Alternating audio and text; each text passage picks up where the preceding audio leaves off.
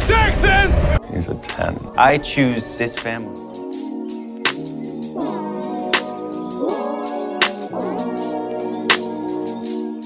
Hey everybody, and welcome to episode 7 of the 911 Lone Star Roundup. I'm one of your hosts, EJ, and today I'm joined by my lovely co-hosts, Katie and Grace. Hey. And today we're going to be talking about episode 8 of Lone Star, entitled Monster Inside. Just a reminder, we're not recapping the episodes, we're just talking about some things that stood out to us. So let's get talking. Oh my god, so much happened in this episode. I'm like, oh. Yeah. Oh my gosh, yeah. Snakes. Yeah. Snakes, Okay. oh my gosh. Yeah, I guess we can start there. The snake thing. I mean, I didn't like snakes before, but I definitely don't want to be near one now. I mean, rattlesnakes are completely different, like, area all on their own. Right. I remember growing up, I'd encounter a lot of black snakes, because, you know, I lived on a farm. They liked to eat the chicks and lay in the nest boxes, but other than that, they weren't exactly harmful. But I do remember I was about 8 years old, and obviously these weren't rattlesnakes. I don't think we have rattlesnakes in Maryland. But we were working, I think we were planting potatoes, and my dad was up ahead, and there was a copperhead nest. Oh. And fortunately, nobody got hurt. But, like, between that, I think I ran over a snake with a bike once. I mean, I don't know what happened to it, but one moment there was something that looked like the irrigation line that we used, but it was suddenly gone, and I'm like, oh, I think that was a snake, and I just ran over it with my bike. Yeah. Snakes, I do not like them. Yeah, the scene was both. Well, actually, I like them, but behind glass. Yeah. Not... Yeah, that sounds good. Yeah, this. Yeah. Yeah, the scene was both funny, but also terrifying. Oh my gosh. Like, I knew they wouldn't let anything happen to the kid. Right. But I'm like, oh my gosh. And the basement full of, like, that. I'm surprised the girl wasn't dead. Yeah. Yeah. Like, we can assume she wasn't. You know, and then you've got the comment from TK, like, Judd's like panicked about the snakes. And TK's like, I thought you were Cowboy Judd and grew up with snakes. He's like, yeah, that's why I hate him. Yeah. Yeah, like he sees the cat and he's all jumpy. And TK, that's when TK says that. I'm like, oh my god, I love this so much. I love that banter, like, seriously. Yeah. And then, and then Marjan, Paul, and Mateo go up to the kid, and they, like, Mateo picks up the baby, and he goes, I think he pooped. He's like, I think I pooped, when they find one on the floor. I think I just pooped. And then Paul did his thing. He's like, so where's the basement? Or where's the laundry? And he's like, he's the one that figured it out. Yeah, he's so freaking smart. Yeah. Like, I love him. Yeah, I mean, I would have guessed that too, because that's like where the moisture would be. Like, so, like, that's where they're gonna be. But like, and like, that's a likely point of entry. Yeah. I remember growing up. I have two stories actually relating that I wanted to share on this part. Well, we had a basement, and the windows were all knocked out, so it was covered with tarp. We just never got around to fixing them. But I'm surprised we didn't have a basement full of snakes ourselves. Let's just say I never went down without looking literally everywhere I stepped. But I remember when Mateo kind of did the jump when, like, the snake was right there. Once I was taking care of the baby chicks, I think it was evening chore time or something, and I was bending down. I think I was checking the water, and I just got this sixth sense. I looked over next to me, and literally a foot away was a curled up snake. No. I got out of there as fast as I could. I bet. I think I went screaming for Dad. Like, because he would dispatch the snake. I think he did. But I'm a Slytherin, but I hate snakes. Yeah, when I was a kid, my family and I would travel to Minnesota, and we came back one year, and we I think it was through South Dakota, and we went to this reptile garden, and we came up to this room, and, you know, like, places like that'll have, like, like the snakes in a case, and they'll have like the little sign that says what kind of snake they are. And we walked up to this room and it said, open, and somebody was holding the door open for us. So we didn't think much of it and we all went in, and we didn't know that it said like live animals. So you walk into like this like little like rainforest setting and you can walk through it. Oh, they failed to mention, or like we didn't realize until a little bit afterwards when my mom put her foot up on a little edge of a pool that there was a snake sitting there, and she got out of there like super quick and we were right behind her because it was just like we didn't realize they were like actual snakes just like crawling around wherever they just decided to go. Oh my gosh. But yeah, I don't know, it was definitely an interesting scene, but it was like the whole reason why the parents realized is because like they had the nanny cam and they saw the snake. Oh my gosh. And like called 911, and I can only imagine like them getting that call, like what's your emergency? He's like, I have a snake at home. Okay, well, where are you? I'm at the restaurant. Yeah. I can't imagine having been the parents though, because like that you can't do anything. Yeah, and then feeling bad because because I think they had said that the parents said they had like there had been a leak or something, or a break there was in a their crack in the foundation, and so the moisture settled, so then the snakes were attracted to it because it was warm down there. So they're probably feeling bad that like that happened. I gotta ask though, how did that many snakes all get down there in such a short amount of time with a new baby? So like how did there had to have been over like a dozen snakes down there? Like how in the world? More than that. Yeah, at least a dozen snakes down there. Like how in the world did all of them just suddenly? I'm destroying the practicality of that situation. I'm sorry, but... Good question. Yeah, I'm wondering if those were all CGI snakes. I hope so. Like, because I really don't think they would send their actors into a room full of snakes. I imagine they could have done it with rubber snakes too, like fake ones, because a lot of them weren't moving, or they put the sounds in. Right. But they didn't need to have actual, like, live snakes. The ones that were moving definitely were CGI. I don't know. Like, very good question. Yeah, seriously good question.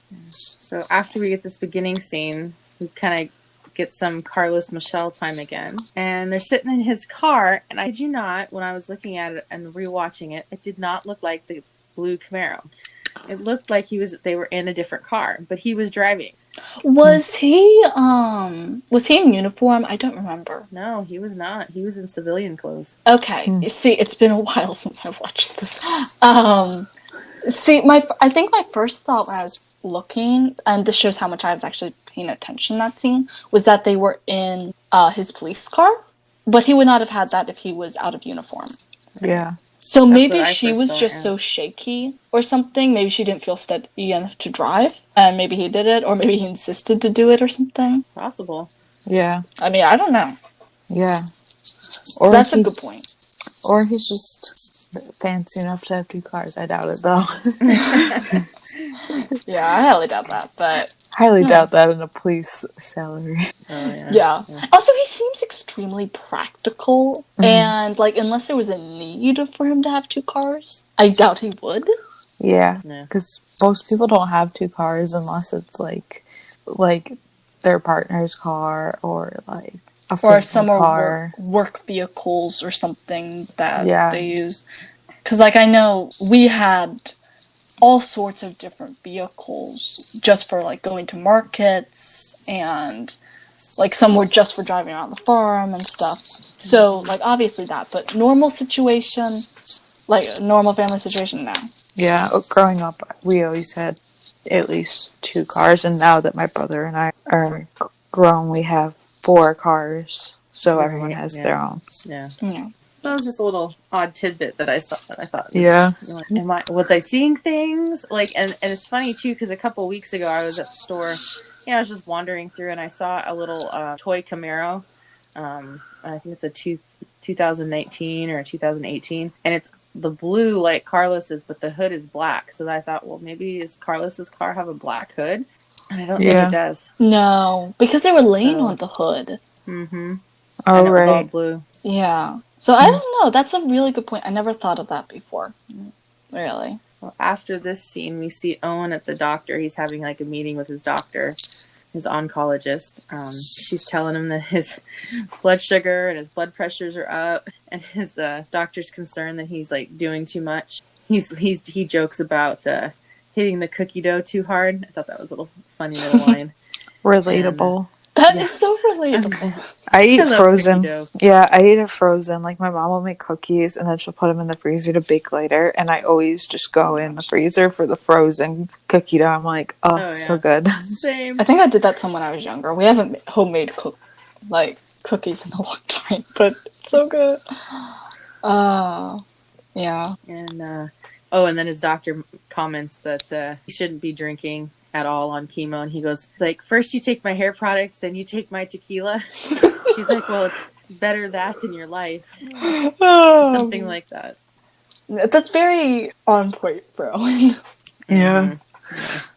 I always find it like not funny because obviously it's not funny, but I always find it ironic hearing Owen talk like you're taking my tequila because like obviously like Rob's like an alcoholic and stuff. Oh yeah. So it's and like he's been sober for I think like at least 30 years. I think I heard him say that in an interview. So it's just like I don't know. I always find it funny, like in a weird way, like ironic. I guess is a better way to put it. Whenever I hear him say that, I'm like, oh my god.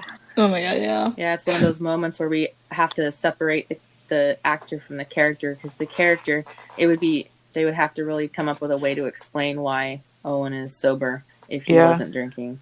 Which could have been done, but given TK's history, they probably weren't sure if they wanted to do that. Maybe, I don't know. But yeah, I'm super proud of Rob for being sober for as long as he has been.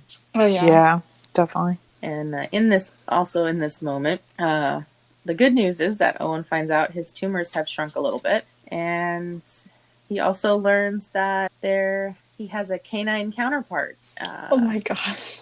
He learns that the cancer that he has, there's some dogs that have it and are being treated for it, and that's how he's getting the chemo treatment he's getting, is because it's been successful on other dogs. And kind of has a discussion with his doctor about, like how humane is the testing, and which is totally good question. I would not be happy if I found that out. And he kind of finds out the doctor's like, it's very humane. The dogs are patients just like humans are, and if the family can't bring the dogs, they'll sometimes donate the dog to the clinic, so they'll stay at the clinic in a kennel. But it's more like, I don't remember how she explained it, but it's supposed to be very, very humane and reasonable. And immediately I could see the wheels turning in Owen's head. Oh my gosh, yes. Yes. You could see the thought of like, oh yeah, and of course the next scene we get is him walking into the fire station with Buttercup. Yeah, we get the crew talking about, I can't remember what they're talking about, like something like movies, like the best second scary movies or something like that. Yeah. Oh yeah. And somebody walks up, I can't remember, I want to say, oh, it was TK, I think. He was like, what are you guys talking about? The worst sequels of all time? And they're like, no, the scariest movies. Oh, yeah. And that's when Owen walks in with Buttercup on a leash, and everybody's all excited. Yeah, except TK. Well, he's excited at first. Right. But the moment he learns about the cancer, it's like a switch got flipped. He's like, boom. Mm-hmm. Like, nope. Yeah. The moment he's like, I've wanted a dog all my life, and you guys would never get me one. What changed? And Owen's like, starts explaining it. He's like, we lived in a high rise. Yeah. It'd be hard in a high rise or an apartment complex. Who's going to walk him? He's like, yeah. Yeah. We finally meet Buttercup, who is a Bernese mountain dog, which is a beautiful animal. I have to say, I was not expecting that. I was not expecting a Bernie. Really? No. That probably would have been on the list of the last dogs I would have expected. And I think that's just because, I didn't really see that as, a firehouse dog, and I knew we were getting a firehouse dog. But, you know what? I like it. It's a little different. Yeah.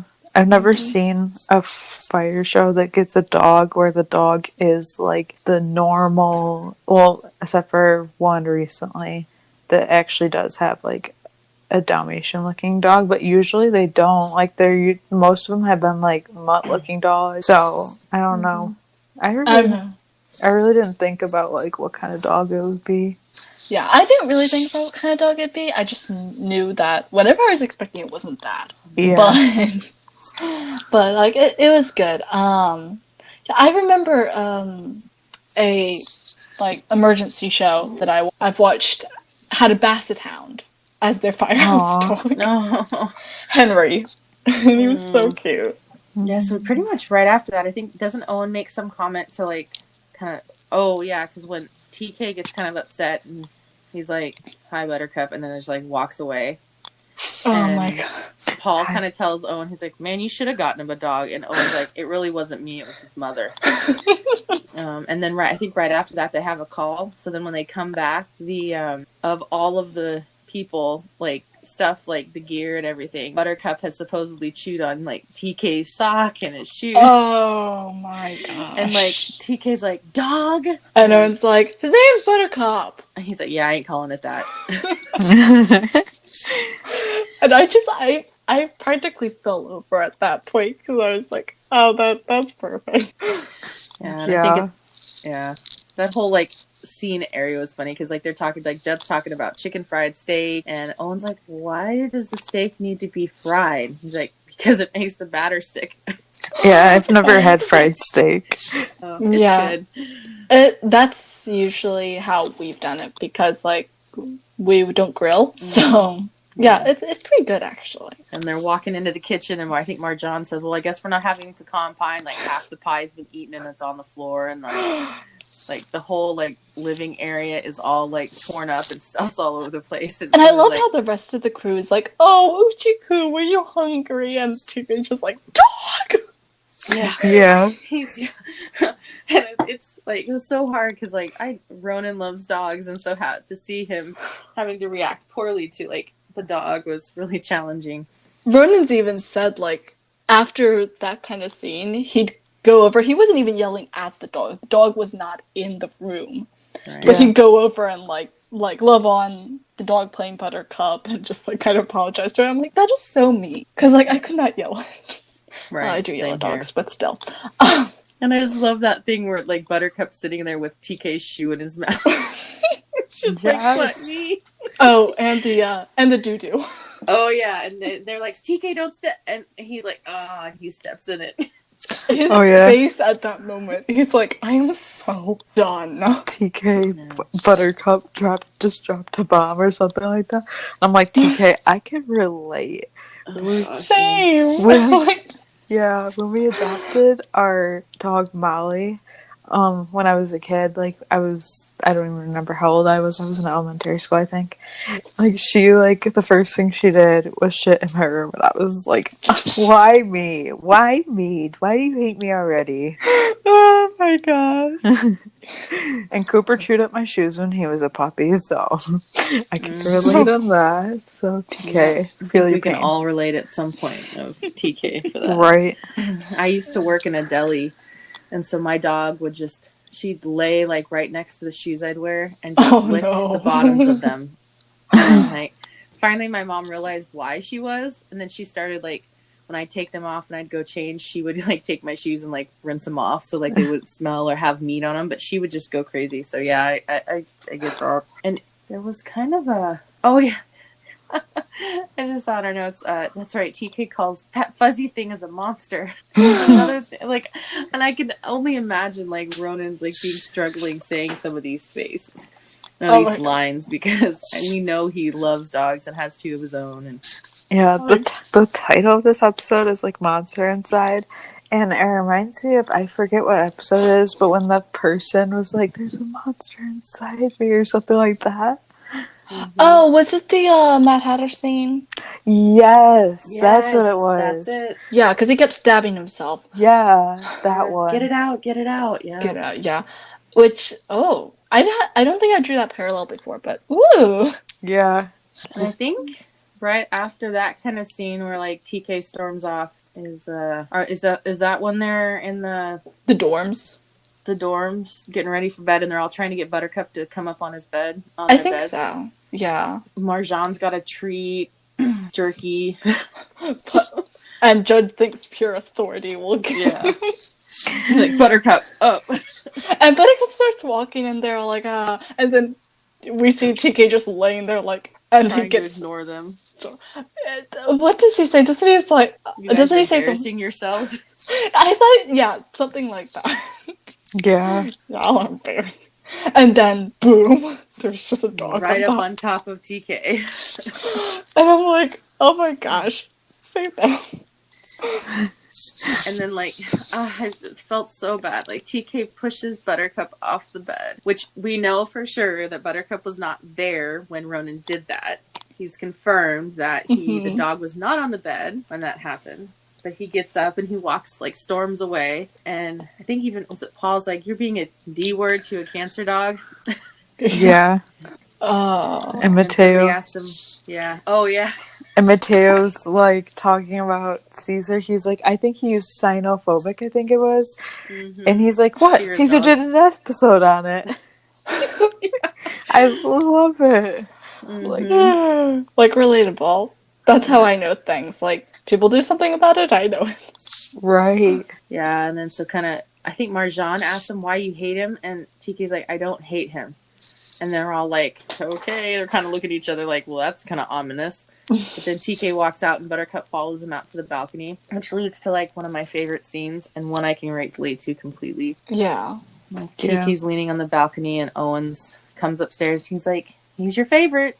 Or you're his favorite. He's like, I don't want to be his favorite. That's kind of what the vibe you're getting off of everything.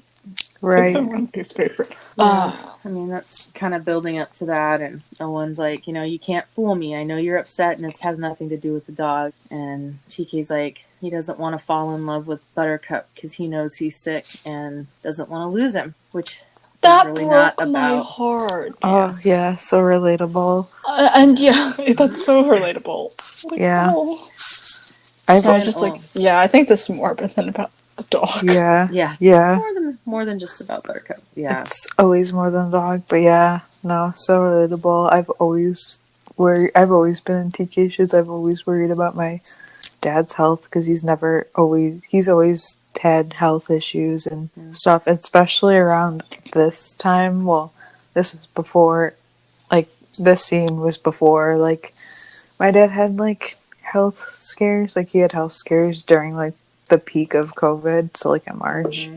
So, I saw this before that, but now looking back at this scene, I'm like, I definitely feel what TK feels. Yeah. Yeah, and I remember when my mom was going through cancer treatment, she'd gone through a period where she was clear, and we were getting close to the 2-year mark where would be going into remission, and she was re-diagnosed with cancer. It had come back. And I remember when we came back from the doctor to get the confirmation, I remember standing in the bathroom and just sobbing my eyes out because I was just so upset. And I remember she came in and she's like, what's wrong? And I'm like, I can't lose you. And I remember, she hugged me and she's like, you haven't lost me. I'm always going to be with you. And it hit me. So when TK's telling Owen, and it's like, Owen's trying to tell him you haven't lost me. And TK's like, yeah, but I could. Yeah. But he's trying to remind him that, yes, I could die today. I could die tomorrow. I could die in a call. I could get hit by a bus. And, there's no guarantees. And that right now, Buttercup's a symbol of Owen's life, not his death. And he should be happy for that moment and take it one day at a time. And I was like, I remember that. And I just remember completely feeling for TK. Because I remember being in those shoes, like being scared of losing my mom. Yeah. Which, unfortunately, I did end up losing my mom. But she, she fought. And I know that TK, I know what it's like to be in TK's shoes. And it's not easy, but Owen was right. And I'm glad that, TK kind of offered a piece with Buttercup and gave him the little bone and just kind of hugged him and snuggled him. And it's interesting. We get such, like, raw emotion off of the acting in this scene. And I remember learning that, the day they shot this scene was the day Kobe Bryant died. And if you know anything about Ronan, he looked up to Kobe Bryant. and like he was devastated. Yeah. And so this scene was so emotional and like hard for him. Yeah. And like after learning that, like the emotion he displayed in this, like it took on a completely different dimension for me because I'm Yeah. like, that's a lot of his raw pain Yeah. we're getting here. Yeah. Because I think Kobe Bryant was the first basketball player, when he came to the United States, that he really connected with and connected to as a kid. So Yeah. your idol of 20 some odd years Yeah. is just gone, and that, I know it devastated so many people, and it was such a tragic accident. Yeah. So you could, after learning that too, I could definitely relate to that pain as well, and appreciate that he was showing that. Yeah. And, you know, he still came through and he did the scene, even though it must have been super hard for him. Yeah. Which gave us some good scenes, some good Owen and TK scenes. Yeah. I love those two. Yeah, I love I watching do the too. scenes together. I love their relationship. Yeah. Mm-hmm. It's just so real. It's not even like they're acting because they're so good together.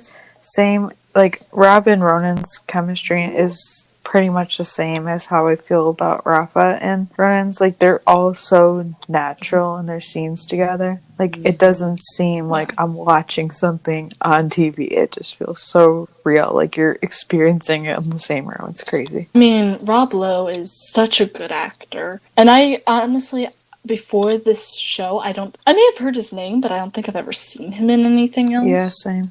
But like, since seeing him on the show, like I've learned, like apparently he's extremely famous. I didn't know that. But so with Rob's experience and his obvious talent, and Ronan's not as experienced, but he's got amazing talent. Just watching them together and knowing like they get on so well together and their chemistry is just so obvious. It makes for such a good pairing. Yeah. So after this big scene, we kind of get the the start of the next big kind of emergency call, and Grace gets this kind of odd call about an intruder, and at the same time, the guy across from her is getting a call about somebody broke into a house, and it's close, and then kind of through some piecing together of some information, they realize there's this guy had broken into his former house because he has some early onset dementia or Alzheimer's. Dementia, I think. Yeah, he doesn't remember. It's not his house anymore. And Yeah. I remember she calls specifically 363H20, and Carlos answers. So I wonder if that's his like call sign, because I know that a lot of police departments nowadays, the police officers don't have an actual badge number. They have a call sign on the radio. I guess that goes with their car or something. They have something similar for Athena in the other episode, other 911. It's not just it's not a badge number where it's like a 3 or 4 digit badge number. Yeah. Yeah. I didn't even know. Yeah, I didn't either. They weren't using badge numbers anymore. Well, Yeah, I think it might even depend on the area, because I'm not unsure if where I am, if that's how it is, but I watch other shows and they do have badge numbers. It could also depend on like how high up in the ranks they are. It could depend on a lot of different things. Yeah, I think I had done a little bit of research for something, and it did say that like some departments have gone away from badge numbers, whereas other departments still use them. Like I know New York, at least the shows set in New York that I've seen, like Blue Bloods. I know they all have badge numbers on them, like on their badges. Yeah, but this so Carlos responds to this disturbance, and kind of in talking with the woman, the woman ends up being the wife of the guy that's the situation is kind of centered around. And so he drives her to her former house. At the same time, they're getting a 911 call of the woman freaking out about the intruder, and it's kind of a mess. It's such a mess. Oh yeah. So finally, and then the guy, the older gentleman in the room, that the house that had gotten broken into, he had a heart attack. Yeah, so through all the stress of like thinking there's an intruder, the intruder's trying to get in the room because he thinks his wife's in the room, and there's an older couple and their grandson who's 7, and the grandfather has a gun and he's threatening to shoot the guy, and the guy's trying to get in, and so finally they talk between Grace and her coworker, they were able to get the guy to put the knife down and go outside with his hands up so the police knew not to like shoot him or anything. So Carlos shows up with his partner and the wife, and they kind of get that situation resolved. At the same time, the grandmother is calling 911 again because her husband is now collapsed from a heart attack. Yeah. And so Carlos is outside, and then so the fire truck and the ambulance show up to go in to take care of the heart attack situation. And yeah, so much happened in this scene, and I have so many feelings. So eventually we know they go in, whatever. Owen tells TK to, like, you know, basically to use the battering ram. So they say Austin Fire and Rescue or whatever. And then he, like, does it, and, like, then immediately he gets shot. And I have so many feelings. Like, my thought is how, like, I understand stuff happens, whatever. But, like, I don't really understand, like, how a 7-year-old got the gun. Like, this happens, I know, like, kids accidentally shooting happens a lot, and it's been in the news within the last couple of years a lot, and it's happened on other shows I watch. And this one, surprisingly, wasn't as bad, mainly because TK didn't die, but other ones I've watched, like, have been worse. But, and ironically, Ronan's best friend, he got shot by a kid. Yeah, he got shot by a kid, but he died. And it was 19 spoiler. Yeah. Me throwing out spoilers, but if you haven't seen it, you're not gonna see it. Yeah. It was a season ago. It's old news. But that happened. Yeah, the character got shot, not the actor. He's alive. You said Owen's Vernon's best friend. I'm like, let's specify. Quick. Yeah, I can't remember his name on the show, but yeah. What's interesting is you hear the pop of the shot. But for me, I didn't register it as a shot, and until TK started to go down. Yeah. So when I came back, I was like, and rewatched it. I'm like, oh, that's the shot. Yeah. I'm thinking with how the kid got the gun, I'm going to guess, like, the grandfather was holding the gun before, correct? Mm-hmm. I'm going to guess when his heart attack started, he dropped the gun. Right. And the grandmother would not have been focused on where the gun went. Right. She'd be focused on her husband, Right. And nobody was explaining anything to the kid. I'm fairly certain of that. And he was terrified.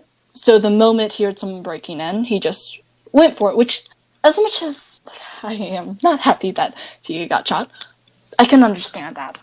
Yeah. Yeah. I mean, like you said, the kid didn't know what was going on. He hadn't been told. And so all he knows is somebody's trying to break into the room, and my grandfather is sick, and he picks it up to try and protect his family. And so not realizing it, when the door opens, he shoots. Yeah. And hits TK, and like I remember seeing TK grab onto like the door frame and just like freeze, and Owen's kind of looking at him, and then all of a sudden you can see the blood splatter on the wall in the hallway, and like then he goes down, and it's like Owen's got this panic look, like he almost doesn't realize what he's seeing. Everyone just kind of froze, like, wait, what just happened? I don't think anyone believed it until TK started collapsing. And then they're all screaming at TK, and and then obviously the next scene we see is him in a hospital bed, so we don't really know. And I've always where was Carlos in this? Because we see, like, when the paramedics and the firefighters go into the house to get into the room, Carlos is getting the guy that had broken into the house and his wife into the car. But it happened so quickly, I can't believe that Carlos and his partner weren't on scene at this time still. Like, I don't think they would have just, like, hopped in the car and taken off and then gone. Yeah. So I'm like, what did Carlos hear? Yeah. No, what happened? Because if a cop heard a gunshot, they'd be, like, running. Yeah. Yeah, my guess is either they came running in, and I would have loved to have seen that. Like, Lone Star, you deprived us. Either that, or they would have been outside when TK was being taken out to the ambulance. And we know that, like, didn't they sever, like, an artery or something? There's, like, some subclavian artery. Yeah. That. Yeah. So they severed it. They weren't sure he was going to make it and everything. So there would have been, like, a lot of work on the medical front. So I can only imagine either way what Carlos was feeling at that point, because they don't have a title. but there's something going on between them. Yeah. And Yeah, well, and I figure, because I was thinking about this, and because if a cop hears a gunshot, they're going to want to go, they're going to have to clear the scene, because with getting the guy out of there, as far as they knew, there was no longer a need for the gun. What they didn't know at the same time this was happening was that the gun had become out of the hands of the person who'd originally had it. So, like, they didn't think they'd have to go in and clear the scene, because honestly, it could have been Carlos or his partner in that doorway if they'd have known that there was a gun in play. Until I imagine Nina worried TK.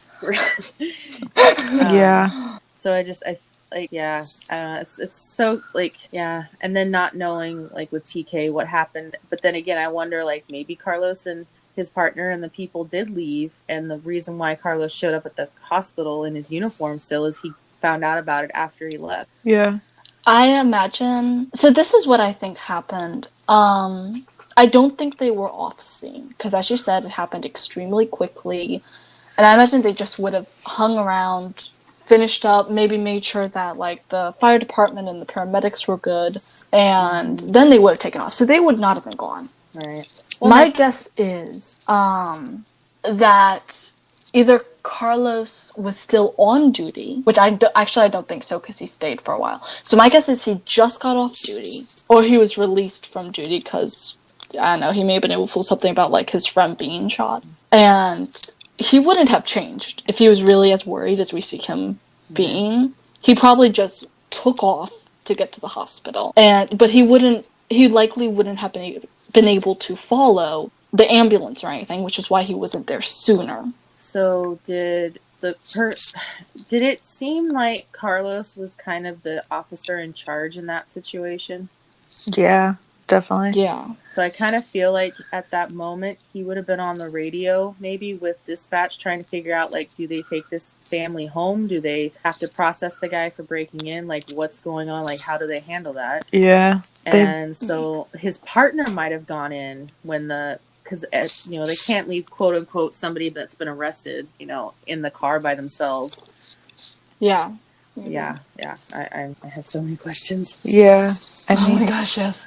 I mean, I want to think that, like, Carlos was outside and stuff, but I also think, I mean, I'm assuming they did maybe originally have a script. If not, they filmed a longer version of the scene, but then just cut out certain parts. I want to think that. But I don't know, I want to maybe say that, like, they just got in the car, did whatever they had to do, and then brought them home and whatever, and then maybe there was other police there, so I don't know, but it's hard to, I don't know, I don't really know. It was an intense scene. There was definitely a lot going on, and definitely a lot that could have happened. And I don't even know if I would have wanted to see Carlos run in, just because they weren't even, like, defined as a relationship yet. We knew they really liked each other and stuff, but I feel like if it happened now, if this were to never happen before and then it happened now when they actually do have a relationship, it would definitely have, like, a different vibe to it. Like, it would definitely be more, like, it was emotional then, because we know that Carlos loved TK since they pretty much met. Right. Yeah. So it definitely would be it's still emotional now, but, like, it'd be even worse then, so I don't. Yeah, so here's the thing with the whole, like, running in part, and I'm going to jump ahead a little bit here, even though I know we're coming back to this. So when Owen is by TK in the hospital, and Carlos comes to the doorway, Owen is surprised. Like, he seems to be putting the dots, like, be connecting the dots, putting the pieces together. But to me, he seemed surprised. And I don't think that same surprise would have been there. I don't think Carlos would have been able to keep a fully, like, poker face if he had been in the same area. So I don't know. That's just my assumption. I don't know. I don't know if I ever thought he was surprised. Like, I kind of thought that, like, he kind of figured it all out maybe right then and there and be like, oh, okay. But, like, I don't know. I have so many thoughts. Like, Owen didn't know that Carlos was gay, to my knowledge. I don't think he did. Right. But they were also I mean, we didn't see like they were all in the same scene in episode 3, the dart scene. Like Owen was with Michelle, Grace was with Judd, TK and Carlos were together. So like there's crossover that way, but I don't know that like Owen, because they could literally just be there as friends. Like Owen doesn't know that, but like I don't know. That's very interesting though. I like that. Yeah, no, that's a good point. I mean, yeah, you're right. Because like, I mean, obviously the next scene is us seeing TK in the hospital bed and Owen is sitting there.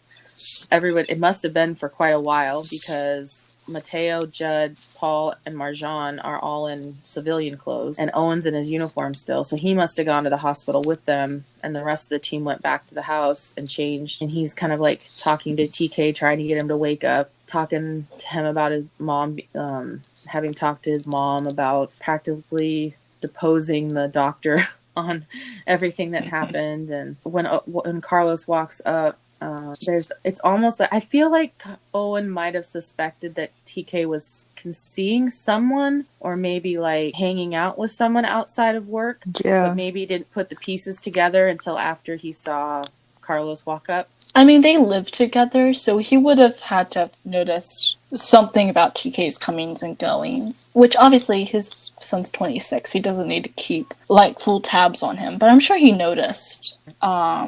Yeah, I did definitely think that scene was where he put it together. I was like, okay. I felt bad for Owen in this scene though, because this is like the second time we've seen him like almost lose his son in like 10 episodes. Yeah. I can it was probably imagine. Realistically about like 8 months. Yeah. Maybe. Yeah, that's true. Yeah. It was definitely hard for him. I could see that. Yeah, definitely. Him holding his son, it's like, come back to me, son. It's like, oh, that got me. Yeah, same. Like, I've posted, like, that scene, and people are like, why is he touching his face? I'm like, that's his father. Shut up. Yeah. Oh my gosh, yeah. Like, are you just so appalled that his dad is literally, like, holding his face? Like, he is literally, like, Owen could have thought that TK was gonna die right then and there. He was in a coma. They're pretty sure they said he had, like, a collapsed lung. I'm pretty sure. Yeah. So he had, like, serious injuries. Like, yeah, of course he's gonna be, like, touching his face and, like, comforting him and just being a good dad. Like, come on now. Right. And they're not those kind of guys who are worried about, like, I don't know, the perception of their masculinity or anything. Exactly. They're affectionate. We've seen that in previous episodes, like TK laying his head on his dad's shoulder and them hugging. And they're not afraid to be affectionate. And in that scene, he's like, yeah, literally what he said, he's holding his possibly dying son. Yeah. So, like, yeah. And when Carlos sits with TK, that scene just lives in my brain. Like, so good. Yes, rent free for sure. Love. It might honestly be one of my favorite scenes. Honestly, just because like there's like you can tell when Carlos first walks in, like. And kind of Owen, like, pats him on the back and is like, yeah, it's okay. And, like, Carlos has, like, tears in his eyes. And he looks pale. Yeah. He's just, like, so... I mean, he's just barely holding it together. Yeah. Right. And, you know, he's trying, because he's probably has this inner turmoil. I mean, first off, he basically just came out to his pseudo-boyfriend's dad showing up. Because, like, Owen's like... Who, I'm not even sure if he knows Carlos's first name. Because he always refers to him as Officer Rain. Yeah. I think that's, like, that's true. I don't know. I think that's kind of, like, a respect thing. Like, because they're, like, basically co-work. They're basically, like, they work together. So, like, that's just how they're gonna talk. And I imagine they would have... I imagine he probably does know, like, his first name at some point. Yeah. But... If Carlos had come out of uniform, he might have said Carlos. Yeah. But since they were both in their uniforms to kind of show that respect of we know who each other is, they probably just kept it. But I love. Also, I felt like Owen in that. Yeah, I felt like for that scene, him saying Carlos actually would have been not quite as impactful. Yeah. Really? If that makes sense. Yeah, because like, as much as I would love him to address him by his first name, um, I kind of felt like Officer Reyes felt more appropriate at that point. Yeah. And just fitting the atmosphere and Yeah. everything. Carlos not wanting to impose, and Yeah. then Owen saying like, no, I don't. I think he'd appreciate it. I know I would. Letting, yeah, that was such a good moment. He's so fatherly in that. Yeah. Like, oh. And Carlos, well, we kind of see that after, but I just like, yeah, we can get there later. Never mind. I mean, we're almost there, but Yeah. Yeah, He and just Carlos. Well, yeah, and Carlos sitting with TK first by himself, and then we kind of get like, like they break away to Owen and Michelle in the chapel of the hospital, and she's wasn't Carlos stroking TK's hair? yeah, that's what I was gonna say. Was it at that touched moment, me so or much. was that was like when I thought so. That was when there was like the montage of like Michelle singing, and then like right after the chapel she started singing or whatever. It kind of flashes to her like at the karaoke thing, and it's like her turn to go, and then like they show like her singing, but then we see like Carlos like stroking TK's hair and like stuff and being with him, and then they back up and you see like Paul put his hand on Carlos's shoulder, and then Mateo and Marjan are like standing right behind them, and then like Judd and Grace are just like outside there, and they're like Grace comes in and she sits with them, and they like, you can tell they started praying, and you can see Buttercup laying on TK's bunk. Oh, that broke me. That broke me. Buttercup's, if I wasn't already broken anyway. Buttercup's like, where's my TK? Yeah, where's everybody? Because everyone was just gone. Yeah, and I think dogs can sense stuff like that. Oh, so yeah, like, definitely. Buttercup, he immediately attached to TK, so yeah, he totally would like get that feeling. Like something is wrong.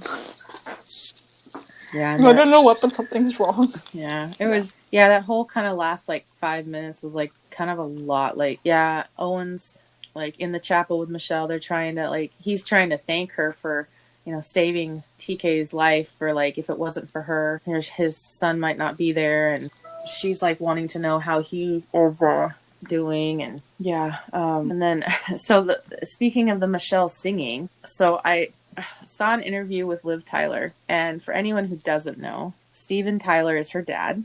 Steven Tyler is the lead singer of Aerosmith, and when she recorded that for the show, she sent the clip to him of the song, of her singing it, and it took her dad like 2 weeks to respond to her. Oh yeah. So it wasn't like an immediate response, but he was like really proud of her when he did respond. But she's like, gee, Dad, like 2 weeks. Still figure out. Yeah. Figure out the technology, I feel like. Yeah. I don't know. I think, and so Michelle gets the call from the number, and Owen's like, I think they'll, you know, accept it if you know, don't answer. She's like, I'm never going to not answer the phone. Because through the episode, we learned that her sister called her numerous times many years ago when the night she disappeared. And so Michelle's kind of held that along and felt guilty that she never answered the phone. So she's always wants to answer the phone. So when she does, she goes to the camp, and the very last second of the scene, you see her sister sitting in the tent that, or in an earlier episode, somebody had called the girl with this blue eyes in the purple tent. It's her sister. And Michelle had come back to the homeless camp to help the little girl whose dad had collapsed. Yeah, so we get that. That's Michelle singing with that. And yeah, I think the song was really fitting for the end of that episode too. Yeah. It was a beautiful song. But yeah, that Carlos. Oh my gosh. Yeah. Between Buttercup's arrival and TK getting shot and the whole thing with Carlos and Buttercup, like, oh, it broke me. Yeah, that was a really tough episode. Thankfully, when it first aired, that episode. Oh wait, no, this is episode 8, so we did have to wait a week to find out if TK was going to live. Yeah, because at the end of the episode, we didn't know if he was going to live or not. Yeah, I remember when I saw the promo for this episode. So like, I remember the promo, like we kind of knew it was TK who was going to get shot because somebody yells TK and you hear like the gunshot or whatever. But I never really thought much of it. like I didn't even like really think much from what I can remember of like the whole like him like still being in a coma and then a week later having episodes 9 and 10 air. Because like I was like, I don't know, I was hopeful, maybe because it's like the first season of the show and they're most likely not gonna kill a character, not to mention a lead character, Yeah. a very Yeah. much lead character. That's how I always reassure myself with stuff like that. Like, they're not going to kill them, I think. Yeah, I don't feel like they would kill him, not unless Ronan eventually, like later in seasons, if Ronan decided he wanted to maybe leave, which I don't really see happening, but that's I don't see that happening for a good long time if it does ever happen. Yeah, but no, I hear what you're saying, Katie, because like, and I know I've watched shows that have been what they call on the bubble, like towards the end of their season, and you're not sure. So I will give credit to the 911 and 911 Lone Star creators. They don't, like in Lone Star this first season, and then even the other seasons of 911, they didn't end the seasons on a major cliffhanger, which was nice because I've watched shows that ended on a cliffhanger and then didn't get picked up for the next season. Oh yeah, that's always painful. Like I have a couple that were like that I've still years later haven't gotten over. So I mean, and I was I didn't really think they wouldn't get picked up just because this Lone Star was very like loved by a lot of people, and you could tell that. Yeah, well, it had such good ratings and everything. Yeah. Yeah. So I don't know. This was a really good episode. Definitely bummed that TK got shot, but you know, as everybody knows, because I'm sure you've probably watched some of this. We get and if you haven't, go and watch it before we spoil everything. It's a little late. No, yeah. I was gonna be like, yeah, I'll put a spoiler, but I'm pretty sure everyone knows by now. I mean, if they've made it to this far, yeah, they've had it ruined anyway. Yep. Thank you guys so much for joining us and listening. Be sure to subscribe to the podcast on Anchor. We are also on Spotify, Apple Podcasts, Google Podcasts, and almost anywhere podcasts can be found. On iTunes, please rate us and leave us a review. We'd like to know how we're doing, and it would really mean a lot to us. You guys can follow the podcast on our socials at 911LS Roundup on Facebook, Twitter, and Instagram. You can follow me, Katie, at for the Love of Tarlos on Instagram and at for Love of Tarlos on Twitter. And you can follow me, Grace, at Ronan Rafa 901 on Instagram and at CheapGirl31 on Twitter. And you can follow me, EJ, at EJ8302 on Instagram and Twitter. We will see you guys next time, or listen to you next time. I don't know, how do we say that? We will welcome you guys next time. Come join us later. There we go. There we go. Have a good one. Bye. Bye.